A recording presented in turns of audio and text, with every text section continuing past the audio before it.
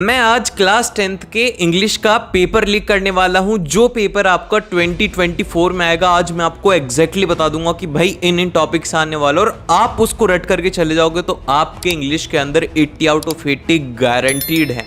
तो आज मैं आप लोगों की वही प्रॉब्लम होती है ना कि भैया हमें कुछ ऐसा बता दो जिससे कि हम पढ़े तो कम, हमारे मार्क्स ज़्यादा हैं। तो आज हम लोग वही करने वाले हैं, कम पढ़ाई और ज़्यादा मार्क्स। तो आज हम लोग डिस्कस करेंगे इंग्लिश का ब्लूप्रिंट। और अगर आपको मैथ्स का, साइंस का और एसएसटी का देखना है तो उन सभी का लिंक आपको डिस्क्रिप्शन में मिल जाएगा। उन सब्जेक्ट्स का भी आप जाकर के एक बार जरूर से देखना। तो देखो, मैं हवा के अंदर बिल्कुल भी बातें नहीं करूंगा, मैं आपको पूरा प्रूफ देने वाला हूं कि ये चैप्टर इंपॉर्टेंट है। तो ये क्यों है, मैं पिछले 5 साल का आप लोगों के जो पेपर है मैंने 2019 से लेकर के 23 तक का एनालिसिस किया, फिर उसके बाद में आपको ये सब बातें बताने। अब चलते हैं हम हमारे टॉपिक के ऊपर। तो देखो, ये है पूरा एनालिसिस। इसमें सबसे पहले देखो रीडिंग सेक्शन की अगर हम लोग बात करें, रीडिंग सेक्शन हर साल चाहे से पेपर कैसा भी हो उसके अंदर 20 मार्क्स का आता है। तो इस साल भी 20 मार्क्स का आएगा, उसके अंदर कोई भी चेंज नहीं है। लेकिन यहाँ पर जो चेंज है वो है ग्रामर के अंदर। ग्रामर जो था लास्ट टाइम पे 12 मार्क्स के आते थे, लेकिन इस टाइम पर इसको चेंज कर दिया गया है, वो है 10 मार्क्स आ रही है। तो 10 मार्क्स की इस बार भी ग्रामर आएगी।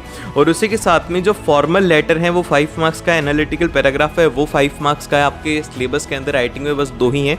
तो देखो, सबसे पहला जो चैप्टर आता है वो आता है हमारा द लेटर टू गॉड। अब देखो, इस चैप्टर को अगर आप देखोगे तो इससे पिछले 2 सालों के अंदर ही क्वेश्चन पूछे गए, 3 मार्क्स के शॉर्ट आंसर, और उससे पहले से कोई भी क्वेश्चन नहीं पूछा गया है। तो आप ये मान करके चल सकते हो कि इससे क्वेश्चन आने की थोड़ी कम प्रोबेबिलिटी, अगर आएगा तो भी शॉर्ट आंसर टाइप आएगा। लेकिन एक चैप्टर है जिससे कि क्वेश्चन आना 100% कन्फर्म है, वो है लॉन्ग आंसर टाइप। वो है हमारा 2 स्टोरीज अबाउट फ्लाइंग। इससे लॉन्ग आंसर टाइप क्वेश्चंस आएंगे जो कि आप लोगों के हो सकते हैं 4 मार्क्स के, और उसी के साथ में शॉर्ट आंसर में भी आपसे क्वेश्चंस पूछे जाएंगे जो कि लास्ट ईयर में हर साल पूछे गए हैं। तो लॉन्ग आंसर के लिए आप लोगों को मार्क कर लेना है कि 2 स्टोरीज अबाउट फ्लाइंग को आपको अच्छे से पढ़ना है।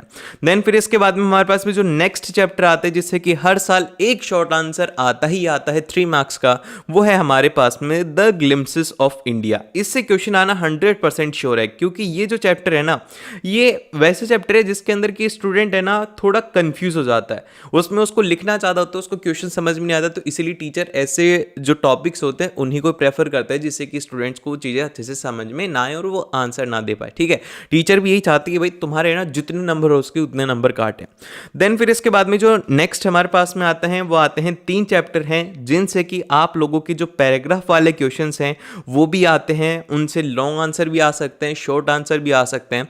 वो है आप लोगों के मैडम राइट्स द बस, द सर्मन्स एट बनारस, और उसी के साथ में द प्रपोजल। इन तीनों में से कुछ भी आ सकता है। हो सकता है कि शॉर्ट आंसर आ जाए, हो सकता है कि वो जो पैराग्राफ वाले क्वेश्चन आते हैं आपको दिया रहते हैं वो वाले क्वेश्चन आ जाए, या फिर हो सकता है कि इनमें से किसी में से भी एक लॉन्ग आंसर टाइप क्वेश्चन आ जाए। देन फिर इसके बाद में एक पोइम है जिससे कि मैक्सिमम प्रोबेबिलिटी है कि इससे लॉन्ग आंसर या फिर पैरा के अंदर क्वेश्चन आएगा, वो है the tiger in a zoo. ये यहाँ पर आने की मैक्सिमम प्रोबेबिलिटी है, इस पोइम से क्वेश्चन आएंगे, क्योंकि लास्ट 2 ईयर से इससे 5 मार्क्स के आ रहे हैं। तो हो सकता है कि इस बार भी ऐसा ही हो। और फिर इसके बाद में जो नेक्स्ट है वो है एमेंडल जो पोइम है, इससे पैराग्राफ टाइप क्वेश्चन आ सकता है, या फिर the tiger in the zoo. इन दोनों से किसी से भी पैराग्राफ क्वेश्चन आ सकता है, क्योंकि अभी रिसेंटली मैं पूछना स्टार्ट किया है। और जो एमेंडल है इससे हो सकता है कि इस साल पैराग्राफ क्वेश्चन पूछा जाए। और फिर इसके बाद में हमारे पास में जो नेक्स्ट आते हैं 2 चैप्टर हैं जो कि है द ट्रायम्फ ऑफ सर्जरी, जिससे कि पैराग्राफ क्वेश्चंस पूछने की थोड़ी बहुत प्रोबेबिलिटी, लेकिन ऐसा नहीं होगा, इससे पैराग्राफ क्वेश्चन नहीं आएगा। पता नहीं मैंने क्यों लगाया था, मैं एक बार इसको क्लियर कर देता हूँ। इससे पैराग्राफ क्वेश्चन नहीं आएगा, इससे क्वेश्चन है शॉर्ट आंसर टाइप क्वेश्चन आने वाला। फिर इसके बाद में द थीफ स्टोरी, इससे हो सकता है कि लॉन्ग आंसर टाइप क्वेश्चन आ जाए या फिर 2 शॉर्ट आंसर टाइप क्वेश्चन आ जाए। और फिर इसके बाद में जो लॉन्ग आंसर टाइप है वो सबसे ज्यादा जो क्वेश्चन हर साल पूछा गया, मतलब पिछले 5-6 सालों के अंदर, वो है हमारा द नेकलेस चैप्टर से। तो आपको क्या करना है, द नेकलेस को अच्छे से कर लेना है जिससे कि आप इसे अच्छे से मार्क्स स्कोर कर पाओ। और लास्ट ईयर सिर्फ और सिर्फ एक ऐसा चैप्टर है जिससे कि क्वेश्चन आए थे, वो था हमारा यहाँ पर भोली। ठीक है, भोली का आप एक बार अच्छे से पढ़ लेना। अब ये सब हो गया, क्या भैया इन सब से काम चल जाएगा? नहीं। अब ये तो हो गए हमारे पिछले 5 साल के एनालिसिस की, भाई 5 साल इस ऐसे ही क्वेश्चंस आ रहे हैं। तो इस साल का जो सैंपल क्वेश्चन, तो अब देखो इस साल के जो सैंपल क्वेश्चन पेपर है उसके अंदर कुछ ऐसे चैप्टर हैं जिनमें की वेटेज है 6 मार्क्स का। तो ये है कि इनसे क्वेश्चंस ज्यादा आएंगे, तो इन चैप्टर को आपको किसी भी कीमत के ऊपर मिस नहीं करना है। तो ये 6 चैप्टर हमारे पास में रहेंगे। द नेल्सन मंडेला हो गया, 2 स्टोरीज अबाउट फ्लाइंग हो गया, द प्रपोजल हो गया, एमेंडा हो गया, द ट्री हो गया और द थेफ्ट स्टोरी हो गया। ये छहों के छहों चैप्टर इंपॉर्टेंट है, इसका स्क्रीनशॉट ले लो और इसकी पीडीएफ का लिंक भी दे दूंगा जहां से जाकर के आप इसकी पीडीएफ पूरी देख सकते हो। और फिर इसके बाद में अभी हम लोग इस साल के सैंपल पेपर को भी देख लेते हैं ताकि आप लोगों को मैं बता सकूं कि ग्रामर में कौन सी इंपॉर्टेंट चीजें हैं। तो देखो, अगर हम लोग रीडिंग की बात करें तो रीडिंग के अंदर एज सच कुछ भी चेंज नहीं है। वही सबसे पहले आपको एक सिंपल सा पैराग्राफ रहेगा जिसके अंदर कोई भी एक अननोन पैसेज रहेगा, उससे रिलेटेड आपसे क्वेश्चंस पूछे जाएंगे। 10 क्वेश्चंस रहेंगे जिसमें से 2 मार्क का एक क्वेश्चन रहेगा और बाकी के 1 मार्क के एमसीक्यू या फिर very short answer type question रहेंगे। फिर इसके बाद में एक ये है फैक्चुअल डिस्क्रिप्टिव जो पैसेज होता है जिसके अंदर आप लोगों को डेटा दिया जाता है, वो है यहाँ पर। इसमें ये डेटा की बहुत ही ज्यादा इंपॉर्टेंस होती है, डेटा के ऊपर बेस्ड यहाँ पे क्वेश्चंस ज्यादा पूछे जाते हैं। देन फिर इसके बाद में जो सबसे इंपॉर्टेंट है हमारी और सबसे अच्छे नंबर हमें जिसमें मिलते हैं वो है हमारी प्यारी सी ग्रामर। अब देखो, ग्रामर में आप लोगों को कुछ टॉपिक है जो कि बहुत ही अच्छे से पढ़ने हैं। सबसे पहला टॉपिक है टेंस। ठीक है, आपको टेंस से क्वेश्चंस देखने को मिलेंगे। 100% टेंस को अपना कंठस्थ कर लो, उससे क्वेश्चन आपको आएगा ही आएगा। ठीक है, तो टेंस हो गया। फिर इसके बाद में जो सेकंड है वो है सेकंड टाइप के जो क्वेश्चंस आप लोगों को देखने को मिलेंगे वो मिलेंगे एरर और करेक्शन वाले, कि भैया इसके अंदर एरर निकालो और उसको करेक्ट भी करो। ये इंपॉर्टेंट है। ये 4 मार्क के क्वेश्चन इस बार पूछे गए हैं। 10 नंबर की ग्रामर है, उसमें से 4 नंबर के आप लोगों से ये क्वेश्चन पूछ लिए गए। फिर इसके बाद में जो नेक्स्ट क्वेश्चन है, 2 क्वेश्चन थे हमारे पास में, ये थे रिपोर्टेड स्पीच के अंदर की, जैसे कि मैंने आपसे कुछ कहा आप उसको रिपोर्टेड के अंदर कन्वर्ट करो फिर उससे बोलो। ये सब क्वेश्चन इसके अंदर हैं।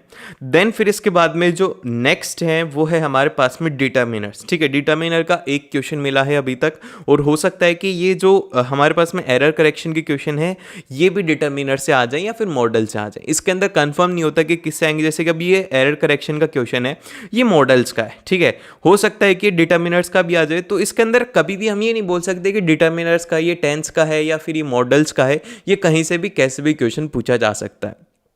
देन फिर इसके बाद में हमारे पास में आता है क्वेश्चन नंबर 7, फिर से एरर करेक्शन का क्वेश्चन है। लेकिन जो क्वेश्चन नंबर 8 है ये है हमारे पास में टेंस का क्वेश्चन, दूसरा क्वेश्चन है ये टेंस के ऊपर बेस्ड। फिर इसके बाद में रिपोर्टेड स्पीच का कन्वर्जन है क्वेश्चन नंबर 9, और क्वेश्चन नंबर जो 10th है वो है हमारे पास में टेंसेस के ऊपर।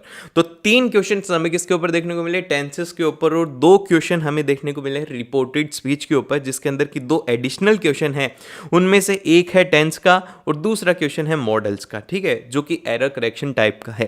तो इसीलिए आप लोगों को ऐसे क्वेश्चंस की प्रैक्टिस करनी है जिनमें कि आप लोग अच्छे से कर पाओ। तो एरर करेक्शन को अच्छे से कर लेना, टेंसेस को अच्छे से कर लेना, आप ग्रामर के अंदर अच्छा स्कोर कर लोगे। देन फिर इसके बाद में हमारे पास में राइटिंग के अंदर अगर मैं बात करूं, राइटिंग के अंदर कुछ भी चेंज नहीं है। एक आपको फॉर्मल लेटर देखने को मिलेगा, दूसरा जो लेटर है वो देखने को मिलेगा आपको लेटर टू एडिटर। ठीक है, एक चीज रट लेना, लेटर टू एडिटर आना कंफर्म है। अगर फॉर्मल लेटर ना पढ़ना चाहो तो दोनों ईजी होते, फॉर्मेट सेम होता है, बस उनको लिखने का तरीका अलग होता है। देन फिर इसके बाद में हमारे पास में जो नेक्स्ट है जिसके अंदर की सबसे जो बच्चे डर गए इसको देख करके, वो है एनालिटिकल पैराग्राफ राइटिंग। अब इसके अंदर डरना इस बात से लगा कि इसके अंदर सपोर्ट और अपोज का लिख दे कि भैया तुम इसे सपोर्ट कर रहे हो तो क्यों कर रहे हो, अपोज कर रहे हो तो क्यों कर रहे हो। अब ऐसे क्वेश्चंस हमारी बुक के अंदर नहीं है, तो इन क्वेश्चंस की प्रैक्टिस मैं आप लोगों को करवा दूंगा। तो मेक श्योर कि आप अभी के अभी सब्सक्राइब कर लो ताकि नई वीडियोस आए तो उसके बारे में आपको पता लग जाए। ये एनालिटिकल पैराग्राफ के अंदर है, 5 मार्क्स का रहेगा।